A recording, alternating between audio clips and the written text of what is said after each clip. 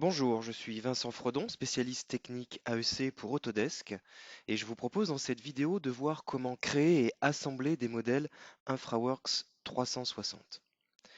Ce que nous allons voir, comment créer des modèles avec Model Builder, des données utilisateurs, et en utilisant des données provenant de sources différentes, à la fois Model Builder et données utilisateurs. Donc trois façons différentes de créer des modèles InfraWorks 360.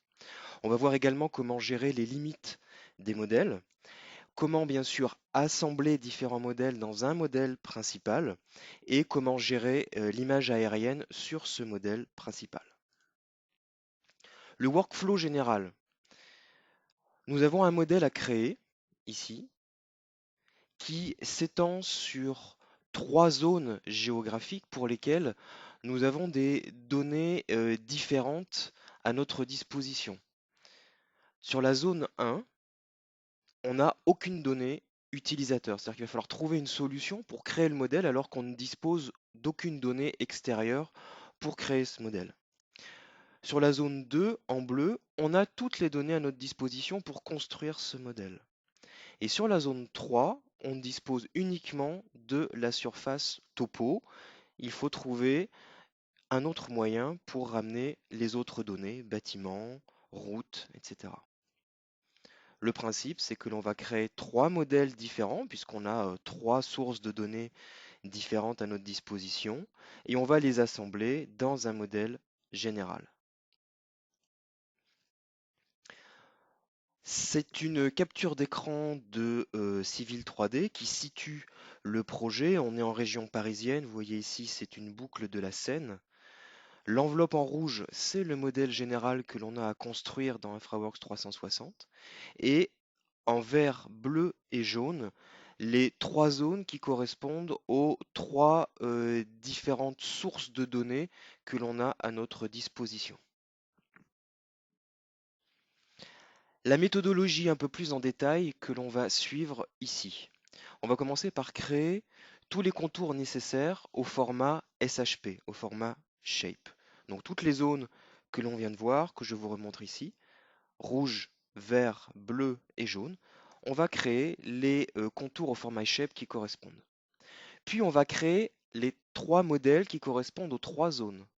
Le modèle 1, on n'a aucune donnée, on va utiliser le modèle builder d'InfraWorks 360. Le modèle 2, pour la zone 2, on a toutes les données à notre disposition, on va créer un nouveau modèle vide et on va connecter ce modèle à toutes les données que l'on a. Et le modèle 3, pour lequel nous n'avons que la surface topo, eh bien on va créer un modèle avec le modèle builder et on va y substituer la surface topo que l'on a par ailleurs. Cinquième étape, on va exporter des fichiers IMX à partir de ces modèles et on va les assembler dans un modèle général, un seul modèle qui va regrouper ces trois modèles. Et puis on va gérer l'imagerie aérienne sur ce modèle global. C'est parti, donc la création des contours de chaque zone. Pour InfraWorks 360, ces contours doivent être forcément au format SHP, au format Shape, et ces fichiers Shape sont très facilement créables à partir de Civil 3D en utilisant en fait les fonctions de map qui sont en sous-couche dans Civil 3D via la commande map export. Je vais lancer la vidéo qui va nous montrer comment on va réaliser cette manipulation. Donc là, on est dans Civil 3D. Vous retrouvez l'image que je vous ai montrée précédemment avec les différentes zones, avec les polylignes qui ferment les contours des trois zones que l'on a étudiées, plus la zone globale en rouge. Donc, on commence par lancer la commande map export. L'outil est assez simple à utiliser. On lui précise que on veut générer des polygones. On sélectionne la polyligne fermée dans notre dessin et on lui précise juste que on veut générer les polylignes fermées en tant que polygone pour notre fichier au format shape. Le résultat est ici.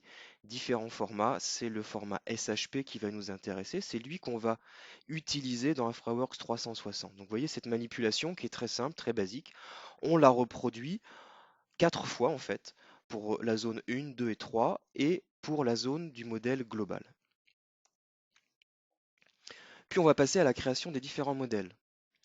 Le premier modèle, le modèle 1, la zone 1, on n'a aucune donnée, on va donc utiliser le modèle builder. Donc c'est un outil extrêmement intéressant dans InfraWorks 360 qui va en automatique nous créer la totalité du modèle en fonction du site que l'on va préciser. Alors ici, pour préciser le site, justement, on va utiliser ce fichier shape, ce contour que l'on a créé à partir de Sigil 3D qui va automatiquement nous localiser la zone d'intérêt. La manipulation est expliquée ici dans cette vidéo. Donc, dans le model builder, soit je rentre une adresse ou un site en particulier, et ici je vais tout simplement importer le fichier shape, et vous voyez c'est automatique. Je zoome et je cible directement la zone qui m'intéresse puisque le fichier shape est géolocalisé. Il suffit donc de donner un nom au modèle, de préciser le groupe de partage et de lancer la requête. La vidéo a été un petit peu accélérée, le modèle est disponible, je viens l'ouvrir à travers l'interface InfraWorks 360 et le modèle se charge sur mon interface. Donc vous voyez le message Outlook qui est arrivé qui me précise que le modèle était prêt. Mais comme mon interface était ouverte, j'ai vu arriver le modèle avant l'alerte Outlook. Donc ici j'ai un modèle complet, donc surface, image aérienne, bâtiment, route, hydrographie, etc. Donc on en a fini pour le modèle 1, c'est très rapide. Le modèle 2, là c'est différent, on a toutes les données à notre disposition. Soit le client nous les a fournies, ou on a une base de données SIG, ou on les a achetées auprès de l'IGN par exemple. Ici, c'est dans le cas qui va être montré, ce sont des données qui ont été fournies, qui ont été achetées auprès de l'IGN. Ici, le principe, ça va donc être de créer un modèle vierge, puis de venir glisser-déposer dans l'onglet, dans la palette plus exactement, source de données d'InfraWorks, toutes les données et de les paramétrer pour expliquer à InfraWorks 360 de quelle nature de données il s'agit. Puis on va découper ce modèle 2 pour qu'il ait exactement la forme de la zone qui nous intéresse. Plus on peut réduire l'étendue des modèles, plus c'est intéressant pour faciliter les manipulations ultérieures.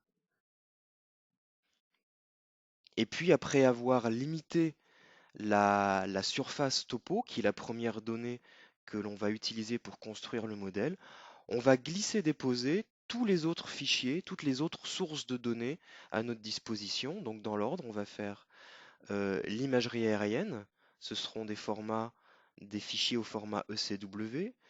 Les bâtiments, ce sont les fichiers SHP, des fichiers shape, pour lesquels on va paramétrer certains attributs. Les routes, c'est aussi du fichier shape, format SHP, et l'hydrologie, c'est des fichiers SDF, c'est aussi de la donnée SIG. Donc, la manipulation est expliquée à nouveau dans cette vidéo. Donc, on a notre modèle 1 de côté, on crée un nouveau modèle pour le modèle 2. Je choisis de le mettre sur ma machine, je ne le publie pas pour l'instant, je pourrais le publier plus tard. Et j'arrive dans une interface, dans un modèle vide. Je vais glisser-déposer dans les sources de données. La topo, c'est un fichier au format ASC. C'est une extension raster qui a la caractéristique de stocker de la surface, des points d'élévation. Donc voilà le résultat, c'est très rapide. Et vous voyez que l'étendue de ce fichier est plus grande que la zone qui m'intéresse. Donc je viens tout de suite, pour alléger les manipulations ultérieures, connecter ma zone 2 au format SHP pour limiter ce modèle 2. Voilà, donc là j'ai la topo avec la zone de contour, donc ma topo est découpée par rapport à l'étendue qui m'intéresse. On va rajouter l'imagerie aérienne, donc les fichiers ECW, donc c'est toujours des glissés-déposés. InfraWorks reconnaît automatiquement la typologie la nature des sources de données que j'ajoute.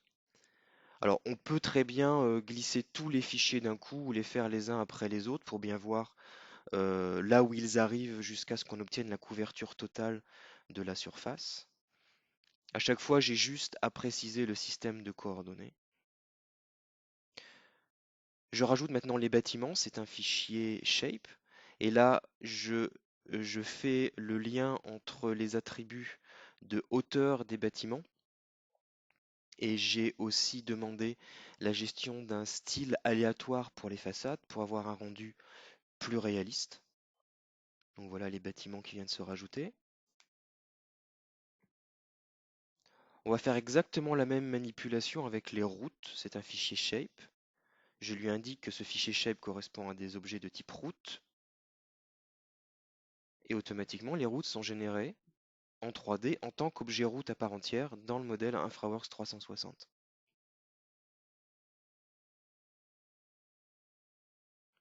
Et dernière source de données, l'hydrologie.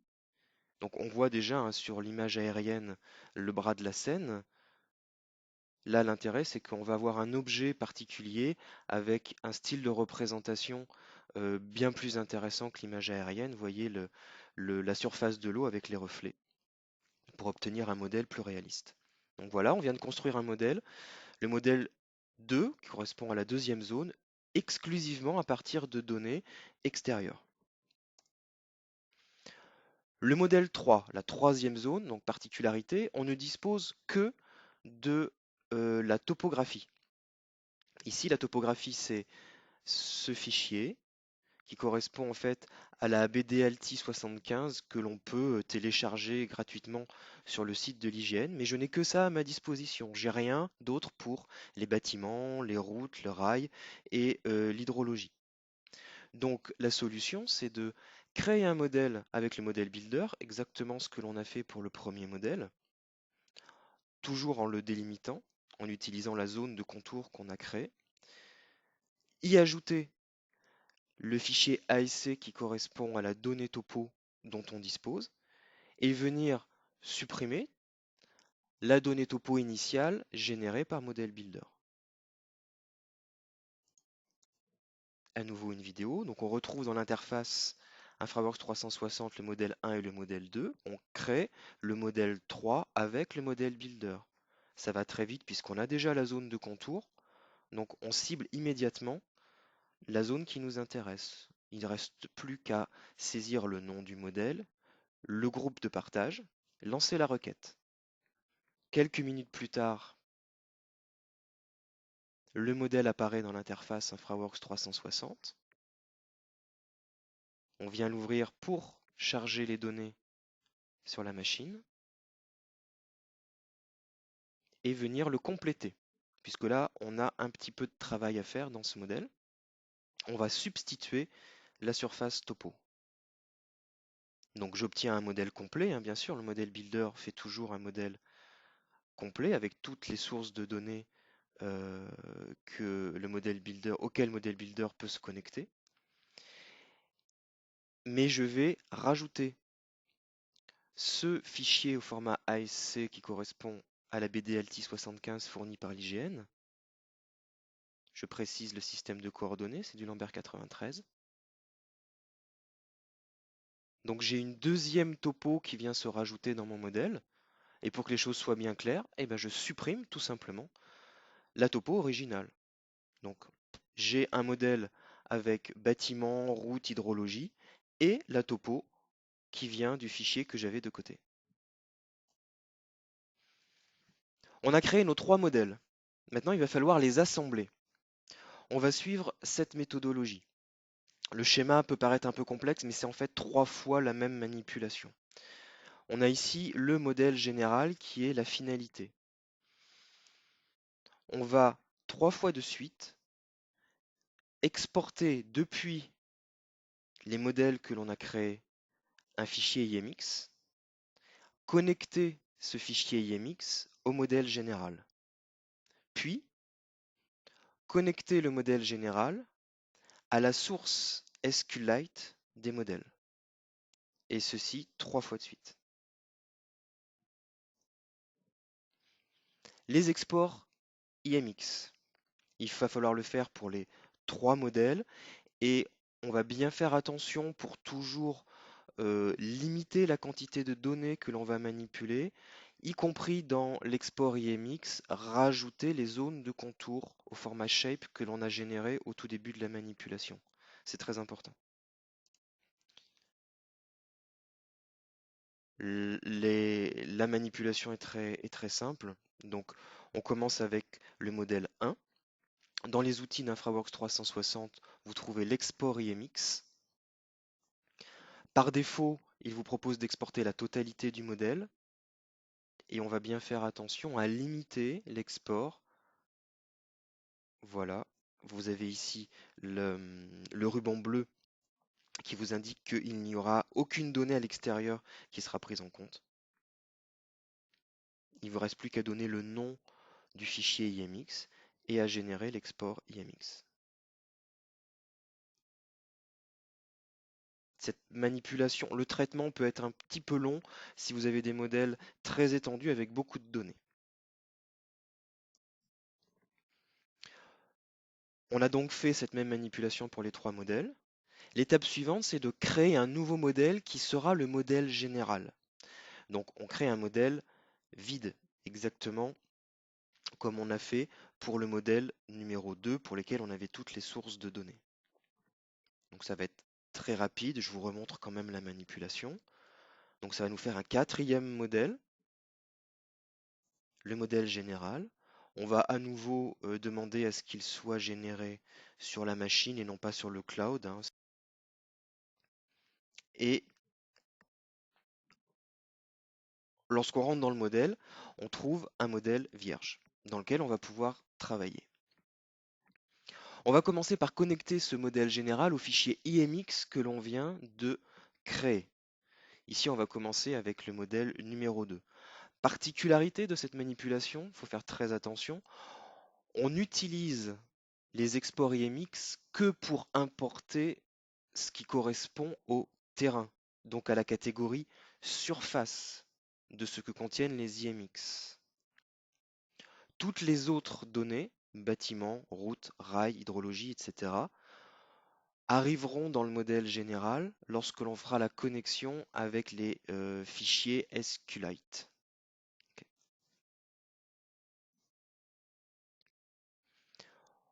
On va commencer avec le modèle numéro 2. Donc on va obtenir dans le modèle général la topo du modèle numéro 2.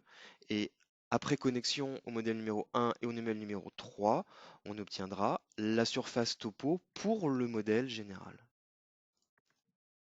Donc voici la manipulation illustrée dans cette vidéo. On ouvre notre modèle global qui est vide.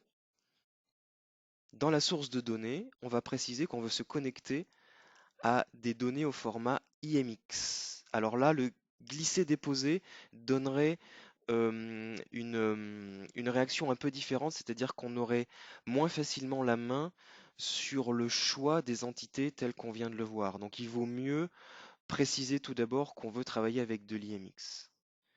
Et puis, lorsque l'IMX est inséré dans la source de données, il faut le configurer et valider l'importation. Et voici donc la surface topo dans mon modèle global, mais qui vient du modèle numéro 2.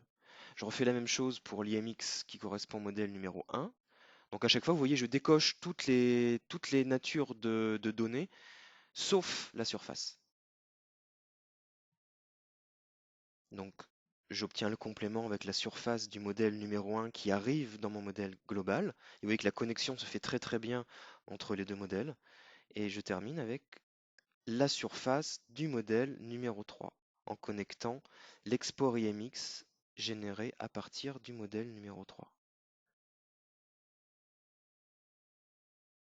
Et j'ai donc maintenant la surface topo pour le modèle global, issu de 3 modèles différents. Donc on voit bien la jonction. C'est normal, la jonction, on distingue bien cette ligne, puisqu'en fait on a des données topo qui sont des sources de données différentes. Donc il y a forcément à l'endroit du raccordement une zone que l'on identifie clairement puisque les altimétries ne sont pas exactement les mêmes. Mais l'intérêt de la manipulation, c'est que vous voyez que la jonction est très nette, très propre. Avant de continuer à travailler, à nouveau dans un souci de réduction de la quantité de données que je vais manipuler, je rajoute la surface, la limite de contour globale à ce modèle. Puis je vais connecter au modèle global les fichiers SQLite qui correspondent au modèle 1, 2 et 3. Là, à nouveau, je vais recommencer par le modèle 2, mais à chaque fois, je vais garder toutes les données sauf le terrain, puisque je viens de traiter le terrain à travers les IMX. Puis, pour chaque donnée, je vais devoir faire une configuration, la même chose que ce que l'on a fait lorsque l'on a ramené les données dans le modèle numéro 2, par exemple. Donc là, il y a une série de manipulations à faire successivement pour obtenir toutes les données correctement configurées dans le modèle global.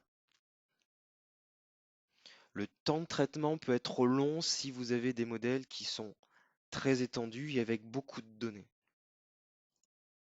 Donc la manipulation est illustrée ici. Donc on rouvre le modèle général dans lequel on a juste pour l'instant l'assemblage des trois topos. Et on va commencer par lui préciser que on ne veut surtout pas travailler à l'extérieur de la zone de contour qui est la zone du modèle global, hein. Je vous rappelle, elle a été générée tout au début à partir du dessin civil 3D avec la commande map export. Voilà. Donc là, on est sûr qu'on n'importera pas de données à l'extérieur. Le principe, c'est d'alléger au maximum le modèle. Puis on précise que l'on veut connecter ce modèle à des bases de données SQLite qui correspondent aux trois modèles initiaux. Pour chaque manipulation, on va décocher tout ce qui correspond au terrain. Donc les nouvelles entités arrivent dans la source de données, mais il faut les configurer. Donc pour les bâtiments, je refais la manipulation que j'avais fait précédemment, c'est-à-dire que je refais l'association entre les attributs de hauteur des bâtiments et la propriété hauteur des bâtiments dans InfraWorks 360 pour avoir plus de réalisme dans mon modèle, hein, pour avoir la vraie hauteur des bâtiments dans mon modèle. Alors, je fais pareil pour les routes. Je lui précise que ces données-là, ce sont des routes pour qu'il génère les objets de type route dans le modèle InfraWorks, etc. Pareil pour les surfaces hydrologie.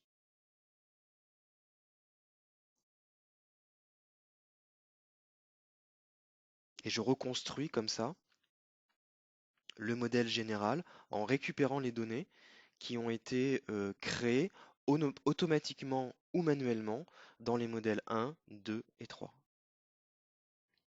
Je continue la manipulation en pointant sur le fichier SQLite du modèle numéro 1, je décoche tout ce qui correspond au terrain et je vais configurer les autres sources de données.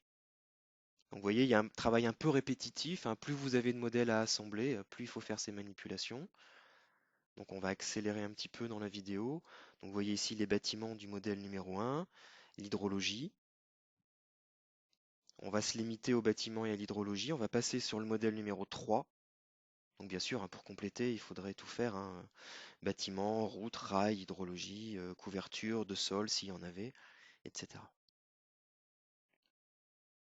Donc bien penser à décocher ce qui correspond au terrain, puisque ce sont les fichiers, les exports IMX qu'il faut favoriser pour gérer les surfaces.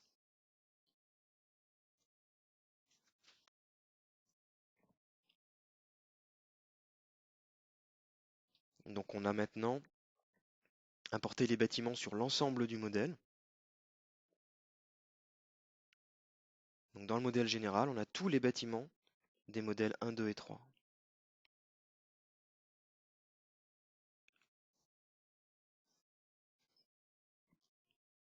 Pour finaliser notre travail, il va falloir gérer aussi l'image aérienne que l'on va vouloir appliquer sur ce modèle.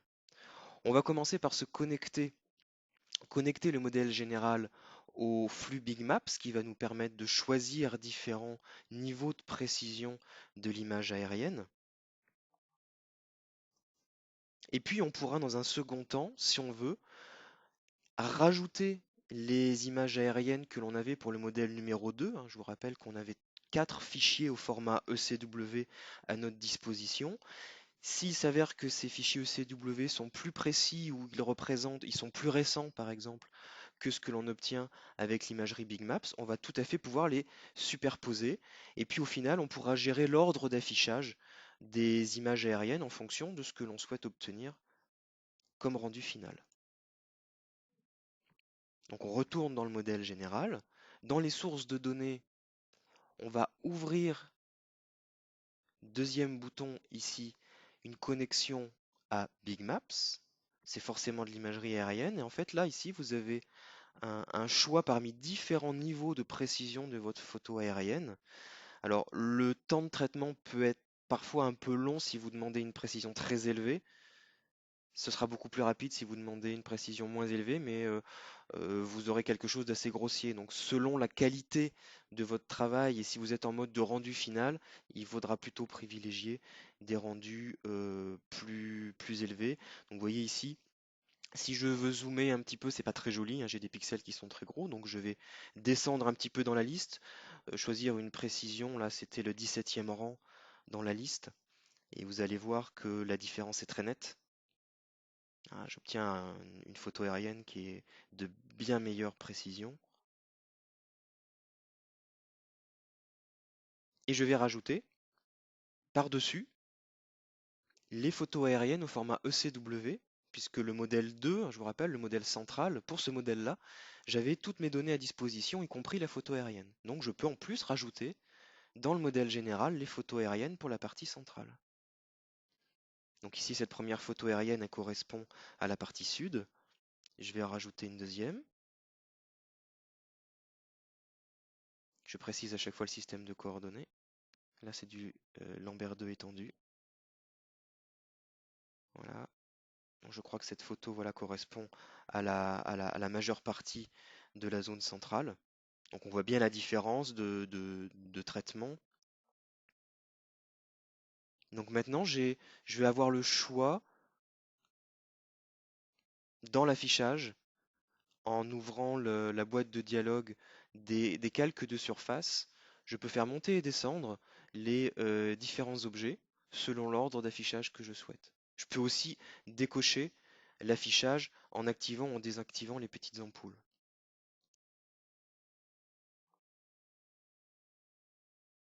Donc voilà, le modèle général dans sa totalité, généré à partir de 3 modèles que j'ai dû construire distinctement, chacun l'un après l'autre, parce que je devais travailler avec des données différentes. Voici pour cette vidéo sur la création des modèles selon différentes sources et l'assemblage de différents modèles dans un modèle global dans InfraWorks 360. Merci, à bientôt.